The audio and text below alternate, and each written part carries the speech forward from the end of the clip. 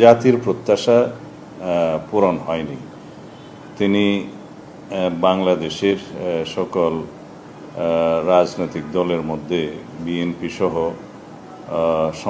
আমাদের সমমনা এবং যুগপৎ আন্দোলনে যারা শরিক ছিলেন তারা সহ গণতান্ত্রিক রাজনৈতিক শক্তিসমূহের অধিকাংশ দল, 50-এরও অধিক দল ডিসেম্বরের মধ্যেই নির্বাচনের দাবি জানিয়ে আসছিলেন দীর্ঘদিন থেকে। আমরা যৌক্তিকভাবে ডিসেম্বরের ভিতরেই নির্বাচন অনুষ্ঠানের জন্য আমাদের বক্তব্য সবসময় উপস্থাপন করেছি, যুক্তি সহকারে এবং বিভিন্ন কারণ দেখিয়ে।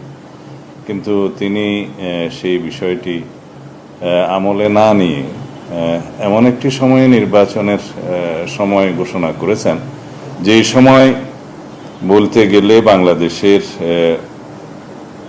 একটা সময় পাবলিক পরীক্ষা থাকে এবং আবহাওয়া সঠিক থাকে না। আর আমাদের জানা মতে ফেব্রুয়ারির 16, 17 অথবা 18 তারিখের দিকে পবিত্র রমজান মাস শুরু হবে।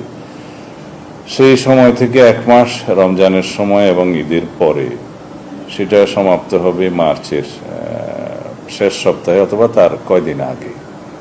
তাহলে এপ্রিলের প্রথমার্ধে যদি নির্বাচন অনুষ্ঠান করতে হয়, তাহলে 45 দিন যে সময়সীমা লাগে তফসিল ঘোষণার পর থেকে নির্বাচন অনুষ্ঠান পর্যন্ত, সেটা রমজানের মধ্যেই তাহলে ক্যাম্পেইন করতে হবে। এটা একটা অযৌক্তিক ধারণা। দ্বিতীয় হচ্ছে, পাবলিক পরীক্ষাসমূহ আমাদের দেশে এসএসসি এগুলো সেই সময় হয় এবং ওই সময় আবহাওয়া সঠিক থাকে না। এই সার্বিক বিবেচনায় খুব বেশি উনি যদি দেরি করতে চাইলে ডিসেম্বরের পরে জানুয়ারির মধ্যে হতে পারত।